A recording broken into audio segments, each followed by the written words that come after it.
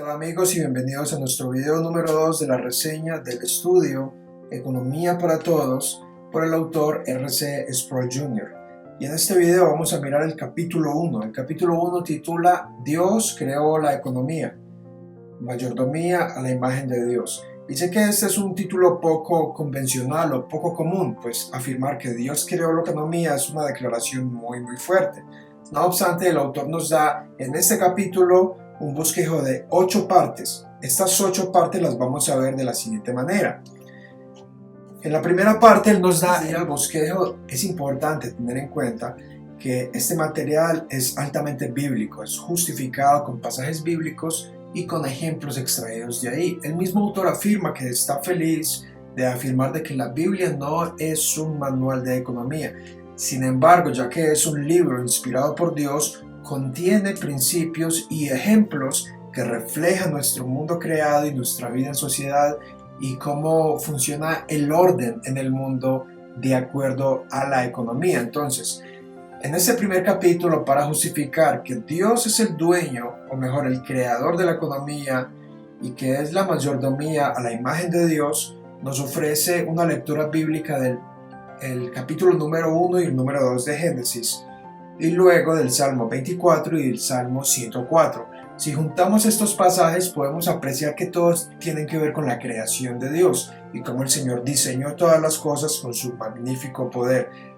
De allí se extrae que ya que Dios es el creador, Él tiene el poder para hacer lo que le plazca con las palabras de su boca y por lo tanto, en consecuencia, lo que Él crea se convierte en una posesión suya. Esto define el principio más básico de este capítulo, que Dios es el dueño de todo. Ya que Dios es el dueño de todo, eso es debido a que Él creó todas las cosas. Y en consecuencia, cada persona que produce algo a nivel económico, cada empresario o cada persona que inventa es dueña de aquello que produce. De allí proviene se asume, mejor dicho, que el séptimo mandamiento de no robarás presume la propiedad privada. La primera parte se convierte en los objetivos de esta lección. Podemos apreciar entonces que la parte número 1 es que el autor afirma que la economía, la define mejor dicho, es una disciplina científica que aplica a las decisiones que tenemos cada día en nuestra vida. Y de allí podemos extraer que tal como Dios creó al hombre allí en el jardín del Edén con la facultad de tomar decisiones, de hacer un ejercicio científico y poder hacer una taxonomía, es decir, evaluar los animales y de acuerdo a ello ponerles nombre, de esta forma se refleja que es un ejercicio científico de análisis, de segregación. Tomar en cuenta entonces que ese es un principio muy importante. Se ve, por ejemplo, también en la historia de Caín y Abel, cuando cada uno comienza a trabajar en la tierra con los animales, cada uno de ellos trae de su propia posesión a sacrificar delante de Dios. El autor dice también entonces que algunas personas quieren hacer ver la economía como algo complejo, algo demasiado difícil de comprender.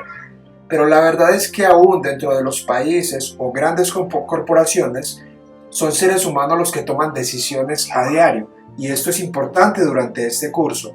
La economía en ocasiones, o principalmente mejor, se reduce a las decisiones que todos los individuos toman constantemente o tomamos. Parte 1 y parte 2, ahora la parte 3, como ya lo mencioné, es que el principio más básico es que Dios creó. Dios es el dueño de todo, ya que Él tiene poder para gobernar, para crear, para hacer lo que le plazca. Esto lo hace a Él el poseedor de los cielos y de la tierra, el dueño. Y Dios creó las cosas para su propia gloria.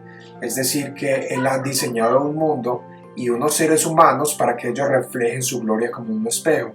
De la misma manera, las personas que producen algo, un bien o un servicio, lo hacen con la finalidad de ganar, de obtener provecho de ello o de obtener ganancia. De aquí que el querer obtener una ganancia no es malo. Y esto lo veremos en la próxima lección que habla del emprendimiento.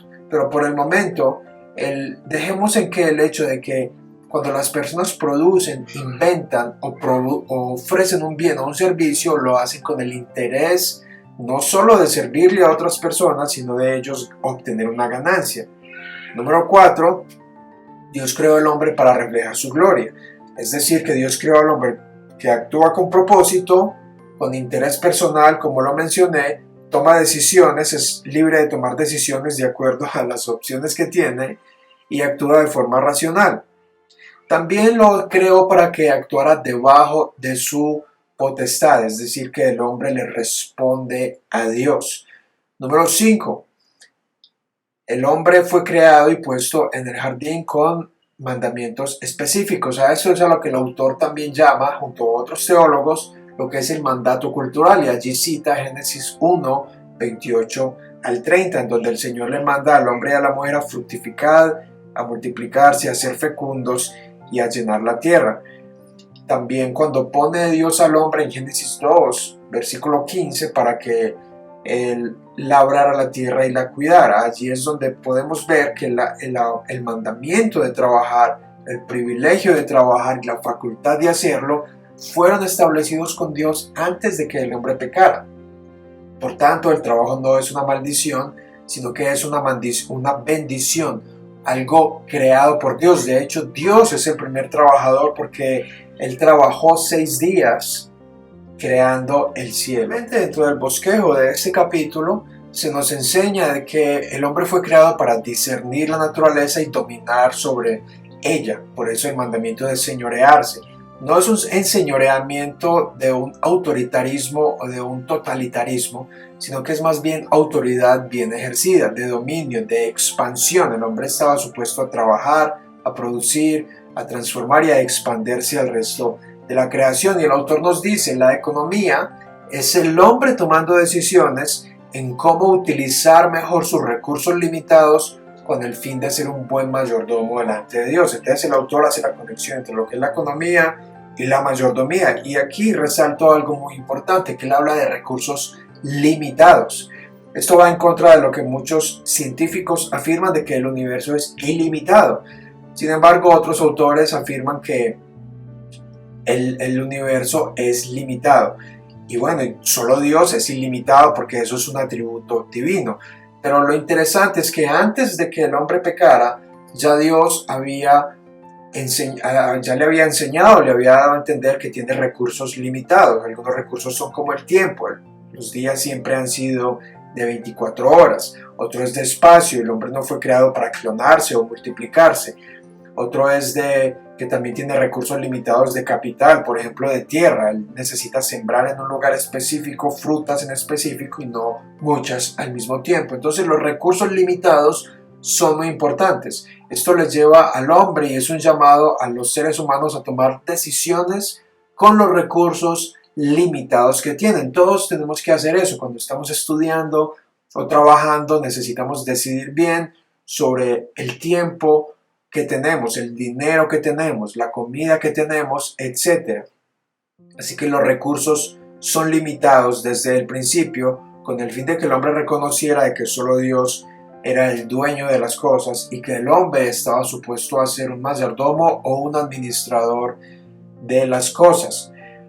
También el autor nos muestra de que las decisiones económicas no son decisiones neutrales, sino que son decisiones éticas y morales. Pues los seres humanos fuimos creados como seres morales y éticos, mejor dicho. Por esta razón, las grandes corporaciones, aún países, toman decisiones económicas por entes humanos, personas falibles, igual que usted y que yo. Por eso cuando hablamos de instituciones, necesitamos recordar que estas instituciones están compuestas por seres humanos y estos seres humanos toman decisiones. Algunas veces aciertan, pero muchas veces no aciertan. Así que la economía no está desconectada de la moralidad. La forma en que la economía en el mundo funciona, en que los gobiernos o los estados se gastan los impuestos o gravan a los habitantes, siempre tendrá su dosis de moralidad, sea que se acerque a una moralidad santa o que se aleje de ella. Y eso lo podemos ver más adelante. Adicionalmente, el autor nos enseña que por medio de la geometría podemos ver como en un ejemplo en que Dios ha creado aún los elementos abstractos, así como no los podemos ver y no los podemos comprender, hay un orden creado. y este orden creado el hombre lo materializa por medio de la construcción de puentes, edificios, casas, etc. Así que no podemos desconectar cómo funciona el mundo creado o el orden creado de la palabra de Dios. Y finalizo con esta cita del autor: a menos que los aspectos morales y éticos sean reconocidos y se actúe sobre ellos, a largo plazo una economía sana será imposible. Significa, como venía diciendo, que si desconectamos la economía de nuestra moralidad y de nuestra ética, a largo plazo no habrá una libertad económica ni una posibilidad de acumular riquezas y por extensión expandir el reino de Dios, pues habrá violencia que impida que la libertad económica sea ejecutada por los individuos.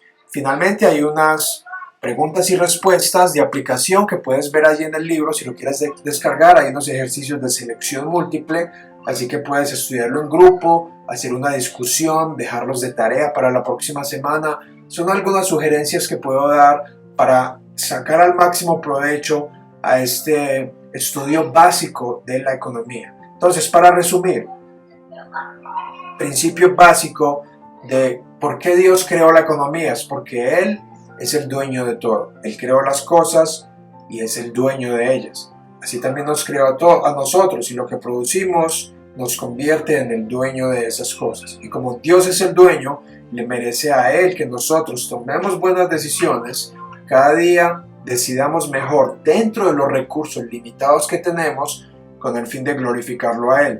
Y de paso, por medio de esa disciplina, nos irá mucho mejor si cada día podemos aprender a decidir mejor.